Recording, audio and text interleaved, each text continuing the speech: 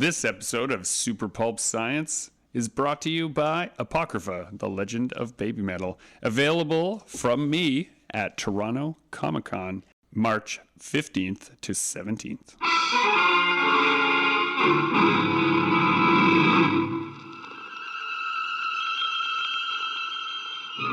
Attention, citizens. It's time for Super Pulp Science.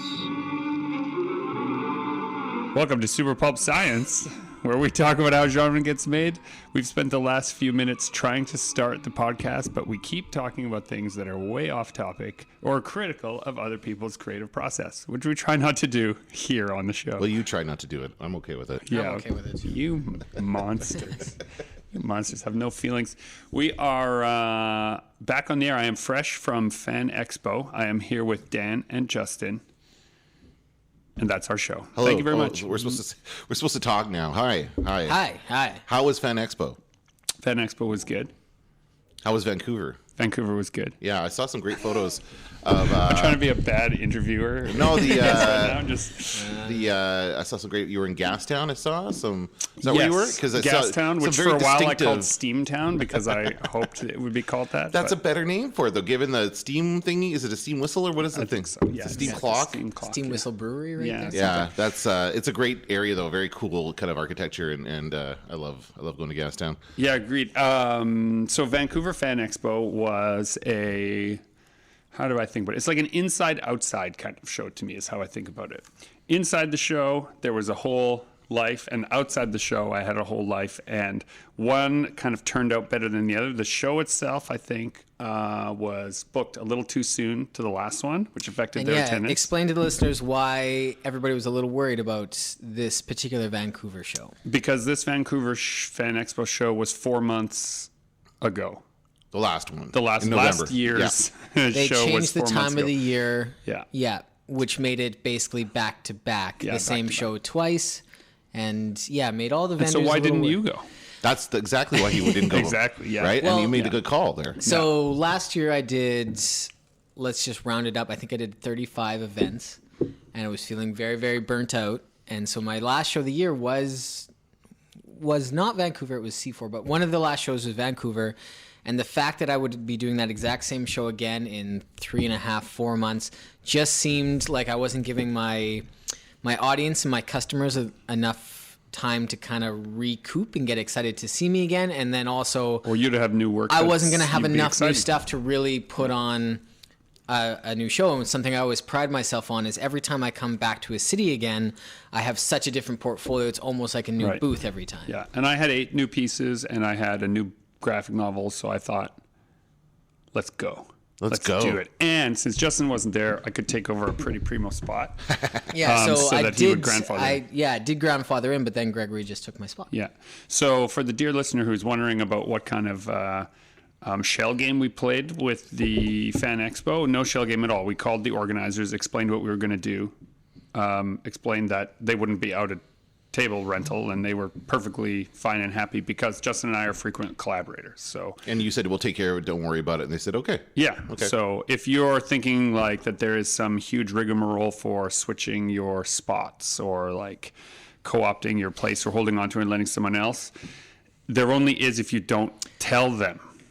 It actually That's right. If you show up and you're like, oh yeah, I'm a different company that's taking over this spot, sometimes they feel like they pulled a fast one. Exactly. Some shows do have a big problem with that. Yeah. Especially the anime shows are very particular about like juried entries, and they are very careful about who they let in and who No they bait want and in. switching at some shows. Yeah, so if suddenly you show up and you're not the artist that they went through that process with, they will just straight up kick you out and ban for life. That's fair. I think it's a fair Totally reasonable. consequence. Yeah. But for the dear listener who's wondering how to make it work, if you suddenly end up with a work, family, wedding, or whatever engagement, that means you can't make a show, right? And your buddies want to take over the spot. You just get in touch with the organizer directly. What they're a business, right? So they want to make sure that there's value added for the people who are showing up, demonstrate that the person that's filling in is going to do that, and that you want to extend your relationship, that you like working with the show and you want to keep the spot that you've got. That's, those are the talking points. We had a friend who couldn't make it. She was, it's all right. It's okay. She was in. She's still traveling in Europe, so she sent a proxy to the show. And do most organizers care about proxies? Do you think? In Artist Alley. Okay, so I do know. I don't know him super well personally, but Kevin, the guy who organizes all the artist guests, is a really conscientious, really careful, really hardworking guy who tries to get it right.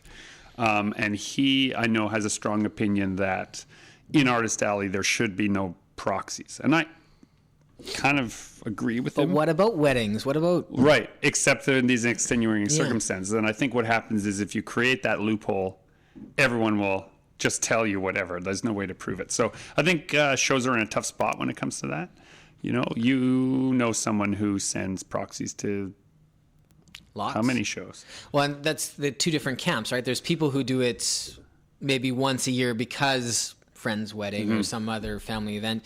And then there's the other people that's part of their business. They are proxying like almost every weekend that they're at a show, they have a proxy at another show. Yeah, they were like, oh my goodness, people really like this art. If I could get it in more cities, I might have a living. Right. Business. I think coming from the show organizer's perspective, I think that really, I mean, obviously FanQuest is a smaller show. We have run into a little bit of like people wanting to cancel last minute, which is fine, and I'm always willing to work with them. But my feeling is if this is what you're doing for a living, I know, and if it's you guys are doing this full time, so you're kind of like weekends are you can't do anything on weekends for the foreseeable future For our lives. Well, for the season though, right? Right, for the season, so from March through till October, most weekends are going to be filled with these shows. So you have to kind of take that as it were, and oh well, sorry, can't come to your wedding. Kind of thing, right? Is that not something that happens? Depends, right? Depends on who it is, whose wedding it is. It is, yeah. Yeah. You have to make. Can you schedule your wedding on a Wednesday? That's what I ask. I say, like one of the reasons we record the podcast Tuesdays and Wednesdays is that we're here in the city, right? So please schedule everything else important in my life on those 2 days. But to be fair, like we schedule our dates way ahead of time, at least a year ahead of time. Most shows do that. Yeah. This one in particular was different because they scheduled it 4 months after the last one, but you have plenty of time to know whether or not you have a wedding on the weekend. Sure, the wedding. I think what happens with a lot of creatives, though, who are getting into it or are worried, they wait till the last minute to ask about their table because they are a little gun shy about not having a body of work ready. Oh. Right? So they're working. They're not sure if it's good enough. They're building up that body of work. So what would you say to someone like that who's worried about that? Get the table. That is the finish line. Yeah. Nothing will motivate you more than knowing you have a public event coming up. Yeah. Pays your money and then takes your chances. Yeah, yeah, exactly. Because I do remember a couple people at FanQuest last year saying, I don't know if I have a good enough stuff or enough one stuff. Person's like, I totally was going to cancel and I forgot about it, so I'm here. I'm like, good. I'm glad you're here. And they had a good time. And they sold work, and they had a good weekend. Yeah. So it's a good thing they ended up coming there. But they were absolutely they were feeling that they were gun shy. Right. They didn't know if they had enough work. Prepare ship for light speed. No. Light speed is too slow. Light speed too slow? Yes, we're gonna have to go right to ludicrous speed. Well, I learned something about a good friend of mine yesterday, a filmmaker, about his creative process I knew nothing about. You were here for this admission, Justin. The fellow in question was talking about how excited he is on script day, how excited he is on approvals day, how excited he is to shoot, how he's all in, and that the moments of self-doubt come when the edits are coming in. Oh, interesting. Where really the body of work is finished, and now you just have to put it together. That's when, I should have done this, I could have done that, or why didn't I do that? That's when that seeps into the process, right? And it got me thinking about how much I've taken for granted working in a studio with people here who mostly get fired up at the finish line, right? Like if I'm disengaged from a project, knowing that it's almost over puts the fire under me again, and it helps me finish. But some people I think are very different, and as they get closer to people having to see it, that's when the insecurity sets in. That's when the self-doubt sets in. If it were me, I would be worried on premiere night for a film. If you're at the movie theater and you're showing it to an audience for the first time, that would be my point of doubt. And again, with this friend of mine, I've seen him on premiere night before, and I've seen him right in the trenches. And so my understanding of his creative process was he's all in all the time. Right. Where I had never spent time with him is alone in the edit bay. right? So I had never seen that. So the fact that he was willing to share that, I don't know if he meant it to be for the public, so we'll leave his name out of it. But no, who knows? But I think that's actually would be a good question for you is where is the point where self-doubt sinks in? Oh, it's right now with Dragon Nanny. Yeah. Because I'm like 15% in, 20% in, and there's a lot of work to do, and I don't exactly know what that end result looks like. So but this exact same thing happened with like every other big project. Yeah. So I'm not like, I'm aware that it's there, but I'm also aware that it's going to go away and everything's going to be okay. So I'm able to handle it. So part of that's just self-talk, though, right? Yes. Like, so what is that self-talk, and what do you do? You know, for the dear listener who's like, You got to push through it. Yeah, but it's great. It's keep easy moving. to say all that. Well, no, but how do you? You push through that self-doubt. How do you do that? Like you organize a show, you must have had some doubts.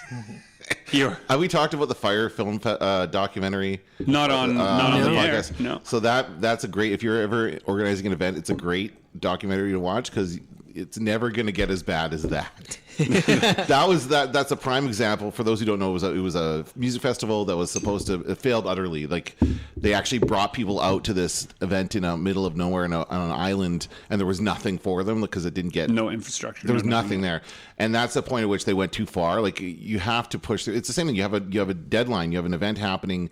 That's your motivator. You have to get it done, and so you just have to dig in and do it. And I'm kind of getting to that point right now. We're almost 3 months out from FanQuest. So I'm really starting to dig in and get some stuff done. But I was, to be a fair, dragging my heels a bit because I was worried about stuff and whatever. But you just have to push through it. You said it's going to be fine. You have to have that faith. It's going to be okay. I find that one thing that helps accidentally. So like this is not something I designed, but something I discovered about what helps my creative process to get over those doubts is that because I work on a few things at the same time, when I feel the oh no, like oh I'm losing it, I'm losing my book part of that creative flow, when I feel that happening, I'll switch to the one that's going well and allow that. I can't do that with an event. To feel right, you don't have that capacity. I mean, I can't switch from what I'm doing on my computer. If I'm working on FanQuest stuff, I can switch to working on curriculum or working on something else. Right, you can work on somewhere else. Something else. I have a good number of podcasts I do, so I can always switch to something like that. But yeah, it's tough for me to come back to it sometimes. That's where I can kind of lose it. So if I get off of it and I go on to something else, then I won't come back to it for maybe a week, and then that's a week lost. Right. And Dr. Jonathan Ball over at Writing the Wrong Way. Yep. He, in one of his recent episodes, was talking about how he's the complete opposite of me in the respect that when he starts a project, he then finishes it before he allows himself to start another one. Wow. And since he started doing that, rather than restarting things, his productivity has gone way up. The number of books he's published has gone up, so there's something to be said for both sides. And I don't think there is a particularly right way to do it. I think there's just whatever gets it done for you. Right. And that's your indicator. I think for most people, anyone listening, that's your indicator of success. Did you get it finished? Right? Because if whatever you're doing means you're not finishing and able to move on to the next thing, perhaps you should reevaluate your process. Right, exactly. Right? Yeah, I'm 100%. Right. And, depression is real, anxiety is real, all those things are real. Yeah. But in most things that you're stressed about, well, a large majority of the things you're stressed about, a year from now, it won't matter. Exactly. Yeah. Right. Well, Justin will often say when we're right in the middle of something horrible, future me will worry about that. It's his problem. What happens when you get to future me, though? He hates past me. Who are you? Barf! Not in here, mister. This is a Mercedes. Nah, that's my name. Barf. Barf? What are you? I'm a Mog. Half man, half dog. I'm my own best friend. You mentioned on Twitter that you have a lovely airline story. So we talked last episode about your bank of, how did you phrase it again? Your bank of I did, travel stress or something like that? I think I jinxed it for myself. Oh, maybe. So if you're just tuning in, dear listener, I had mentioned that there's a certain kind of, you put a certain amount of travel patience in the bank. Right. the beginning of a show, and you try not to use it up early. You try At to the beginning plan of the extra. season, you said, Yeah, because the you do beginning so of- much traveling. Yeah, at the beginning of the season, you overplan so that everything can go great. Didn't quite work out that way. But I reflect on the following thing before I tell this story. That most of the events that really annoyed me happened around the day that was the anniversary of John Candy's death. Oh, yeah. One of my favorite films of his was Trains, Planes, and Automobiles. Love it. And that's what that movie's about. So I could not help but feel some kinship through the journey. That's awesome. And you know how we started this podcast by saying let's not throw shade on anybody's creative endeavors? Mm-hmm. Flare air. That's not a creative I'm endeavor. coming for you. Somebody created it. Well, I know, but they're It's not looking. They're not somebody's looking at. They're not making art. They're trying to transport people. You know from what? place to That place. could be an art. If they believed strongly in perfecting it and creating a strong emotional connection with people through their actions, that can be art. Well, and it would work for them, right? And they did create a strong emotional reaction in me. You are, by the way, okay. Tell the story and then I'll react to it. Go ahead. Really quickly, because it's a long story, but really quickly, my booked flight wasn't there when I got there. Then when I got my new flight arranged and got onto it, the notice was, oh, your connecting flight has a slight delay. That slight delay was 8 hours. So they put me on a different flight to a place 2 hours away from the place that I was trying to get to. So I would have to arrange my own transport to Vancouver from Abbotsford. They weren't 100% sure that my bags would get there at all, but they did. Phew. But when I got there, they didn't know where my bags were, and they didn't seem to care. So then I finally tracked down my stuff. Everything's great. I have a flight home booked. I'll worry about that. Future me will worry about that. That's right. But then I think I want to get home to my family a little bit earlier. Maybe there's a super early flight I can get on. And because of all of the nonsense that's happened, maybe they'll waive the fee of transferring that flight. I'll call them. An hour and a half later, because that's how long I was on hold, I finally got to a person. They said, oh, well, your flight home was canceled because you never got on the flight to your destination. I said, yes, I did. They said, no, you didn't. I said, well, here I am. They said, well, we've canceled it and we've charged you a fee for your no-show. I explained everything in the previous story to them, and then they waived that and said, okay, everything's fine. You're back on the flight. You're booked. Not believing a word of it, I showed up 3 hours early for my flight to make sure to find that no flight was in fact booked, that all of my baggage that you pay for extra online, or you pay less online if you book it, none of those things had been arranged. So they were demanding extra money for me to book a new flight, and it was awful. 2 hours later, I spent 2 hours at the counter. Oh my God. They finally figured it out. I made my flight by about 10 minutes. I arrived home. Wow. And your bags did too? My bags did too, much to my surprise. Cool. That's what I was going to say at the beginning was that's probably the third or fourth horrible flare story I've heard in a number of weeks. Now, Like they've had recently a bad stretch of like people. Super having a hard important to point out. Flare, the system, terrible. Flare, the people I was dealing with, super patient with very irate customers, and there were a lot of us. They were really pleasant. They tried their best. They were really working within a super flawed system, and they were just holding on by their fingernails. So it's like the people are great, but the infrastructure is just a And I said trash this, fire. I tweeted this actually, right? That whoever's in HR hiring these people who are like super calm in the face of such adversity at their job place, that person deserves a raise because, Flare employees, my heart goes out to you. And for those who don't know, Flair is a fairly new airline in Canada. It's one of the discount airlines. We don't have a lot of them here. They don't tend to work out very well. I think of Jets Go, and I think of other like ill-fated. The budget airline thing doesn't work as well in Canada because we don't have enough people to fill those planes, right? So they really cut corners. But I thought since I take 20 or 30 flights a year, this might be a great thing to explore. So I took one for the team. But thank you for exploring this on my behalf. Yes, for sure. This is saving people a ton of headache. But for the most part, like I've flown Allegiant, which is a budget airline in the States, flies from like Grand Forks or Fargo to Las Vegas. I've taken that flight. I've taken it to Florida as well. And the way they cut corners is they you have to pay for your seat selection, you pay for your luggage, all this other stuff. So they added on that way. But if you're just booking, if you were just flying somewhere, did you have stuff in your bags, or did you just have a carry-on? No, I had checked bags and I had carry-ons. You had your work and stuff. Yeah, in there, I had all my work. Okay, so. But if you are flying with just a check bag, like a carry-on kind of smaller suitcase, it's super cheap. And if you don't care where you sit, it's fine. Right. Like everything else was fine about that flight. Well, and this was the thing. I thought... You thought that's what they were cutting. Yeah. And they cut other stuff. Yeah. They cut like infrastructure and software. Yeah. I don't know what else they use for that. Oh, my goodness.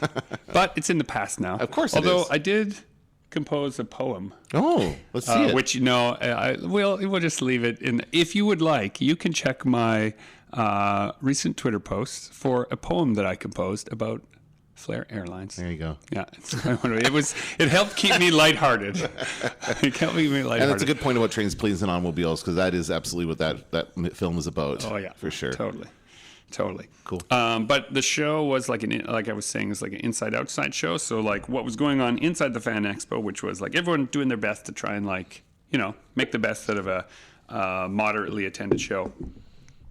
Outside is Vancouver itself, and I love visiting Beautiful Vancouver. City. Yeah. I had a moment where I had made arrangements to see an old friend that I hadn't seen in 20 or 22 years, something like that. And you make arrangements, and you're like, when we're talking about like, when might you have that moment of doubt? My moment of doubt was like, this is a person I used to spend like almost every waking minute of through all of high school. And maybe there's a reason we haven't spoken in 22 years. Well, they moved to a different city. Yes, but you wonder, right? You wonder. And instead, the opposite was true. We ended up spending 6-7 hours hanging out shout out to De Beppe restaurant I'm probably pronouncing that incorrectly, but it's at 8 West Cordova Street in Vancouver. Best restaurant in that city, for sure. Really? Yeah. They were consummate hosts, and I went back there every day that I was in Vancouver for different reasons. I had a publisher meeting that I went there. I had a meeting with an old friend. I caught up with my friend Sylvia, who's an author, and I just used that as the place, and it just gets better every time I visit. So I wanted to ask, first kind of big 2019 show you've been to, any Artist Alley trends or any particular prints that you kept seeing over and over again, or any notes that you made? Definitely trending right now are enamel pins. Enamel pins. Enamel pins Interesting. of every variety. And lots of first time at a show people with pins, like that they've worked really hard, and their thing that they have really worked hard to make and create are these really, it's like it's fan art, but as a pin as opposed to a print. Interesting. Yeah. Because you had those made for Super Pulp Science. Yeah, that's right. Yeah. Did you see the trend coming?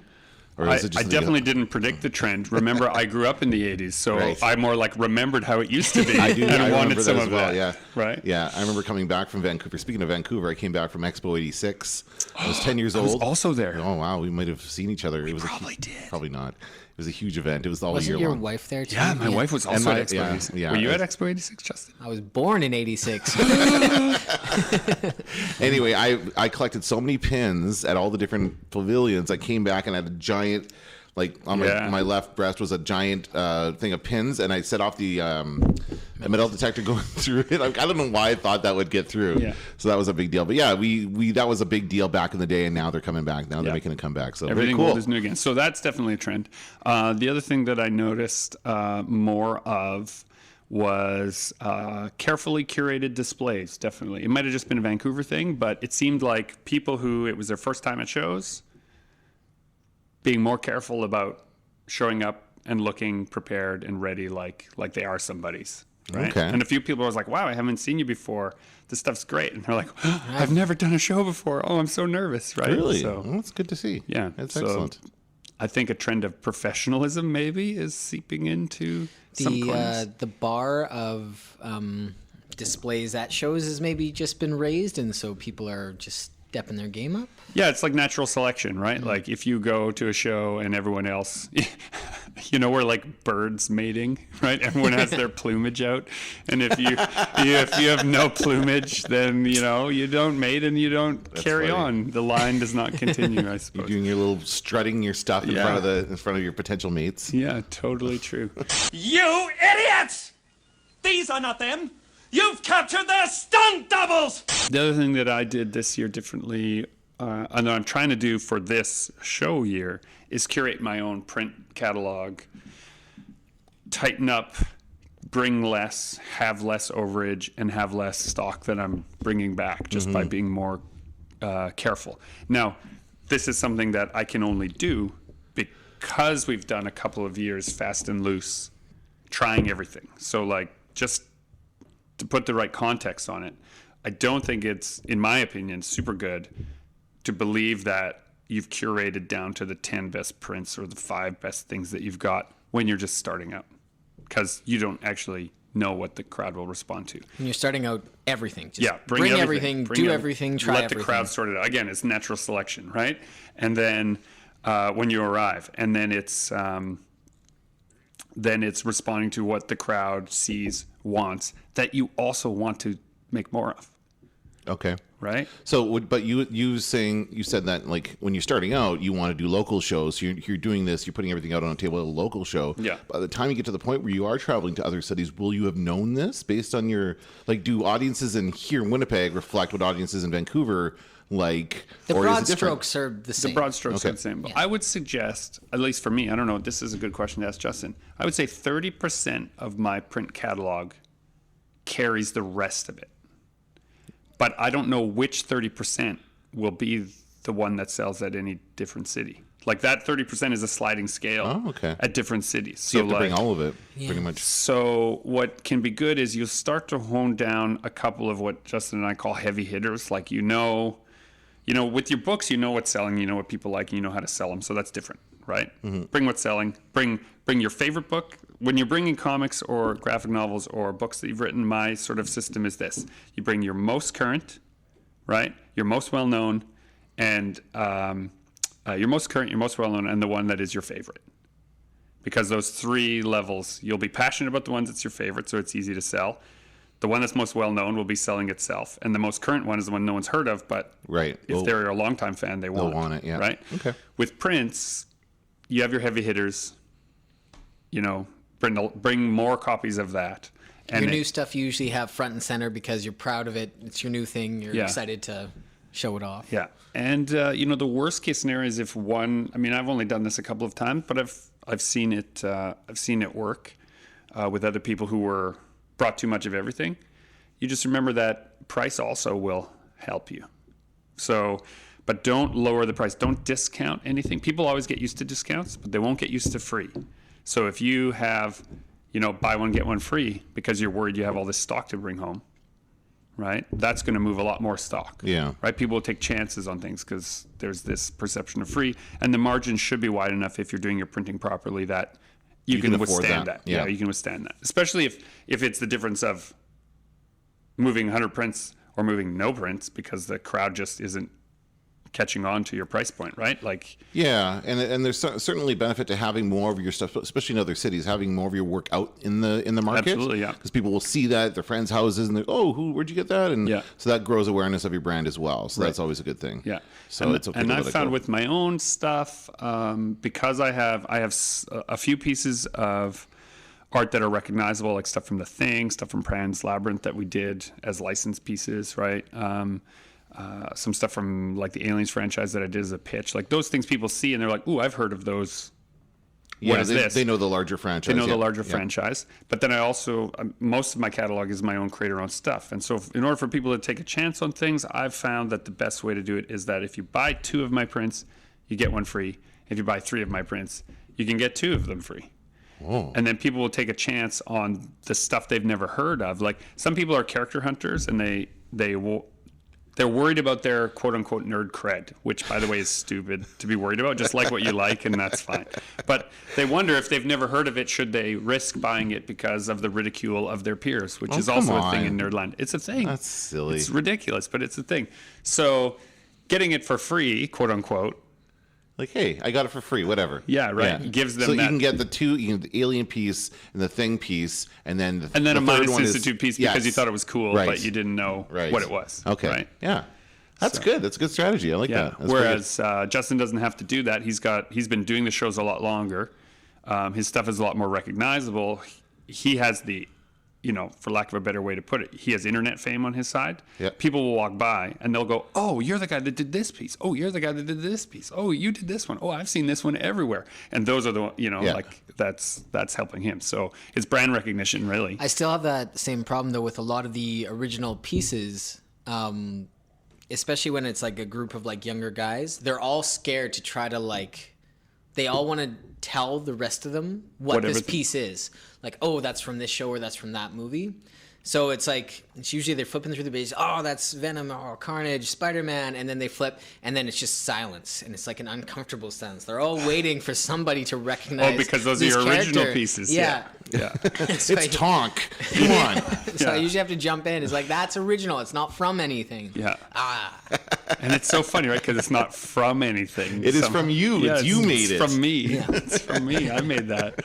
Original artwork. And you're only, that's just it. And so if you're going to a show, so, like this FanExpo show, the moment I realized on the Friday, 3 hours in, because in those first 3 hours of any show, what the demand for that show is, because a line will form outside or it won't. Okay. Right? Yeah. If there's no lineup at one of these big shows that's supposed to have all these big celebrities at it, the There's wind. You've put your finger in the wind and you're like, okay, I better start paddling, right? And so I then switched gears and said, what are the other assets that are available at the show for me in the other arenas of my creative life, right? I always have a number of projects that I'm ready to pitch, that I have 5 to 15 pages ready to show people. Mm-hmm. Went looking for editors, went looking for publishers, went around and took a look at the show floor and said, okay, if I'm going to make something of this show that is different than this other reason, which is no longer possible, right? What are the other possibilities? And a number of them presented themselves in very almost synchronistic ways, and you just take those opportunities. But then you're not stressing, right, about how, I have to run this show and I have to try and make these connections. Well, the show is, now only going to take 60% of your energy, so use the other 40% to send those emails, send those texts, go and visit, spend some time, right? Ask a volunteer to watch your table, right? They have them. You can ask for them. They'll do it. Mm-hmm. And then you go and make some connections. And so as a result, my evenings were filled with meetings with publishers. Nice. Right? And showing work. And I may have some news for you next Tuesday. We'll see. Hey. Right? But it's just about going and recognizing that if you allow your disappointment for one thing not working to override all the other possibilities because you're just glum and pouting now, right? You're not going to get anywhere, right? So that's my 2 cents. That's a good way to look at it, for sure. Way to make what is it? Something out of lemonade. I don't know. No, you make lemonade. When you have lemons, you make lemonade. That's right. I don't make lemonade very often. Because you can't eat the fruit. It's not as delicious. Right. So make lemonade out of lemon. Yeah, that's a good thing to do. Yeah. The thing about that is if life gives you lemons, you make lemonade. And you make lemonade. You clone those lemons and make super lemons. But wait, if life has given you lemons, but it has not also given you sugar, then your lemonade is going to be awful, right? It really will be, yes. Maybe it's important to bring some of your own sugar with you. That's right. For sure. Right? That's what I have to say. There's that great Portal line. If life gives you lemons, you throw those lemons back and you sue life. How dare they give you lemons? At last, we meet for the first time for the last time. Now you're on your way to a show. Yeah, right what's away. up for you? What's next for you? Emerald City Comic Con is next. Fun. Which Seattle. During this conversation, I've started to get excited about. And I have a little bit of FOMO right now. I have fear that I will miss out on Seattle, but I have a book to finish, two. Oh my goodness. I got a lot done while you were away too, so it's fair. And that's annoying because you posted on your social media that you're working on things. I was really active on my social media as soon as you were out the door. I know. And it was every hour that I spent in the airport stung a little bit more. Look how much work Justin's getting done. Yeah, because he was doing it. But I made plans for a class that I'm teaching here tomorrow. Starting tomorrow. Oh my gosh. That's tomorrow. I have 12 or 13 fourth-year med students coming to the studio to learn about how to contextualize their own experiences in storytelling and, ostensibly comics in order to process, all of the horrid stresses that come with a life in medicine. So cool. Kind of wild. But you're going to run off to Seattle. And you're excited, you said? Getting excited, yeah. It was, Seattle's a really big show. Lots of logistics involved, and I've got 2 tables. I've got a corner spot and like a main artery of the show, so it's a very, very busy one. So it's kind of like it was my first big show. It is my first big show of the year, and it was just kind of like I usually start with a couple smaller ones and work my way up to Emerald City. And since it's my first one, I think I felt a little more stressed about it. Like there's just a little more anxiety than I'm used to, but I'm handling it, and I think I'm now ready. Awesome. And do you have time to see Seattle while you're there? Yeah, the Seattle show is right downtown in the thick of things, and I've been doing it. I think this is my 5th year in Seattle, something like that. So I know the area. I've got a lot of good friends who do that show as well. So the outside convention is also a very, very fun one. So I'm looking forward to it. We always go for oysters. Yeah. Got to do that. Some Pike Place stuff. Yeah. Sylvia is going to be there. Oh. Right? We have a great story about Sylvia, but maybe we shouldn't tell it on the air. Let's have her back on the podcast. She can tell it. Yeah, she will tell it. Yeah, she will tell it. Okay. That's great. Yeah, she's going to be there. Sylvia Moreno Garcia, for those of you who don't know, and her new book, Gods of Jade and Shadow, she's going to be promoting there. And so she's pretty excited because the publisher has gotten behind it. They think it's going to do some great things. And so, I mean, you're always proud of your own work, but a publisher agreeing to publish something and a publisher believing in it are separate conceits, right? Having something on their catalog that they think is worthy of them is one thing. Reading it and seeing the traction that it's starting to get, and when they send out review copies and all of the peers are like, wow, this book is amazing, that has really... that's exciting for her. So you got to track her down. Definitely. Give her a high five. Cool. Yeah. Also, she's fun company, and she's fearless in big cities. So it's great. And we've mentioned this on the podcast before, but Seattle has, like, of all the conventions that we do, including San Diego, New York, and Toronto, the artwork at Seattle seems to be above and beyond everything else. Oh my God, it's terrifying. Yeah, terrifying. It's terrifying. Everyone is there. It's so good. Yeah, it's terrifying. Another level. Yeah. Yeah, then right there, we're talking about like where you have your anxieties, right? Where you have your reluctances. Sometimes it's the imposter syndrome. Right. Of like, these are the people who are actually doing this I don't business. belong here. I'm How not dare nearly I? as good. Yeah. That's right. Yeah, but that you have to get over that. You're not going to make it in this world if you have that, right? Totally. Yeah. You have to push through You it. just got to show up. Yeah. And let the crowd decide. Yeah. Right. Take a page of the Flat Earthers book and just be super confident. That's called gaslighting. I'm pretty sure that's a totally different thing. The opposite of imposter syndrome. Yeah. You don't know enough. You don't know enough. But the thing I'll say about that is all of those people bring, like, they've brought their A game. Yeah. And as a result, they've also brought their huge fan bases. So the show does exceptionally well as from an attendance standpoint. So for you, even if no one's ever heard of you, you have all of these people who are going to show up, and now they can have heard of you. So, I was right after World War Z came out. I was right next to Max Brooks. Is that right? Yeah. Right. Mel Brooks' son. That's right. I was right next to him at a show. Yeah. And everyone else was like, oh my God, I can't believe you have this spot. It's terrible. Because he had this huge line always blocking. Right. I was like, are you kidding me? I do monster books, and he's selling a monster book. I'm going to sell to this line like crazy. And I sure did. Yeah. Right? Oh, that's and because great. they had to wait, I would just kept handing out browsing copies to the line. Yeah. Right. And I actually went to the publisher. It was Avatar. He was signing at the Avatar booth. I went to the publisher at Avatar and said, listen, you got all these bored people here, right? You hand out some of your books. I'm going to hand out some of my books. Let's engage them in some other stuff. And he thought it never occurred to him to do that. And so we handed our books out into the line, and both of us did much better as a result. Very cool. Right. So probably some of those disappeared. I don't even remember. Right. But if they loved it enough to steal it, then they'll actually buy something for you next time. Next time. For sure. It's a marketing expense. Merchandising, where the real money from the movie is made. What is on your hit list for Seattle, outside of the show? There is a oyster bar called the Brooklyn, not far off from Pike Place, that area, which me and Quirkylicious found like our first outing. This when you took me to. Yes. Oh, yes. And I'd never really had oysters before, but I don't think I'd ever been anywhere where there was more than one option. Like in Winnipeg, we have oysters, but it's usually just there's one option. Yeah. But in the Brooklyn, they had 32 different types of oysters. And so we got this huge platter where there was 2 of like 18 different kinds.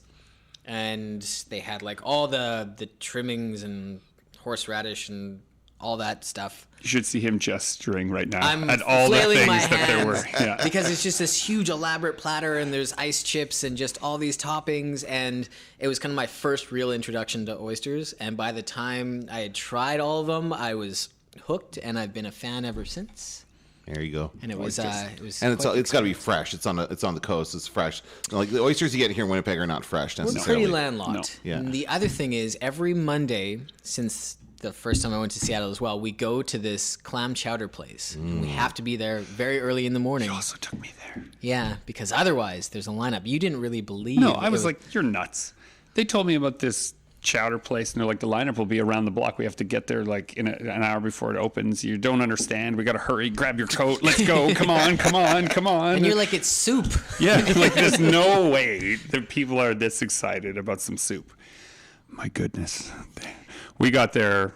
We were like 8th in line, and then 10 minutes later, there were 200 people in the line. Like, wow. It was. And was it worth it? It was really good. Yeah. It was really good. So how long do you wait in line? An hour for it to open up, and then you get it? Good 40 minutes, I would It say. is. It's like the soup Nazi, like from Seinfeld, right? But the line does move very quickly. Okay, like, yeah. I mean, it's soup. You like scoop it into a bowl, and you're done. Yeah. So Yeah. They do have 8 different kinds and sandwiches as well. It's you better know what you want to order by the time you get to the front of that line. line. You do, yeah. They don't have much patience for it. So, this ties back around to what we were talking about earlier, right? So we got all these anxieties. You have all these things that can go wrong in a show. You have all this stuff. And I was saying, sometimes I switch to something else that I'm enjoying that's good. Those things can be the little things, right? Like, no matter what happens in Seattle, I think that there's going to be a great bowl of chowder waiting for you, right? And if you're willing to like tumble into those good moments, it really will help reduce your stress in other things. And don't fly flare.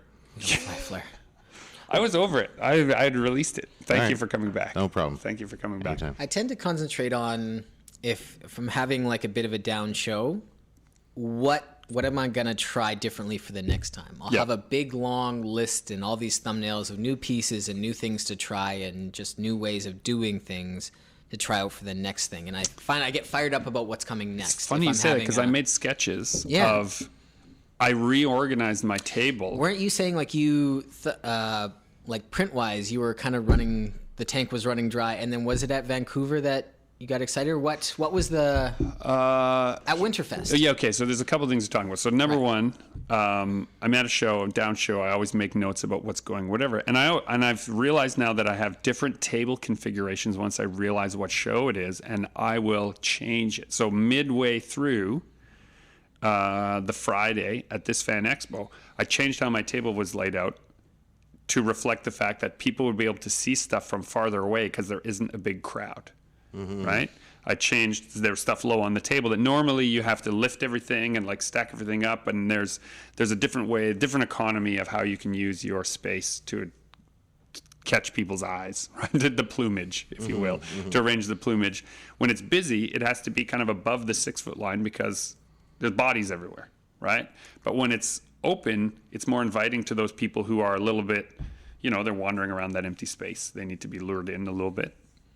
But the other thing you're talking about is, my tank was dry on compositions. I'd been doing so many comic pages and working on so much storytelling. Then when it came to the big single image that tells the story, I felt like empty. Like I had a bunch of new pieces I wanted to do, but I could not crack the composition of them. We went to the Winterfest show, and walking around and seeing it, the light turned on again. I was like, oh, oh yeah, right, I remember. I like this. I like doing this. This is fun again. So, but I was a little worried that maybe it was gone forever. Oh. That's not good. The muse just goes on vacation. Right. That's right. She'll be back. Yeah, sometimes. Sometimes. Yeah. So this has been Super Pulp Science, where we have talked about many ways in which you can get the genre that you make out to people. I think you should join the fight and make comments. And I won't be here next week.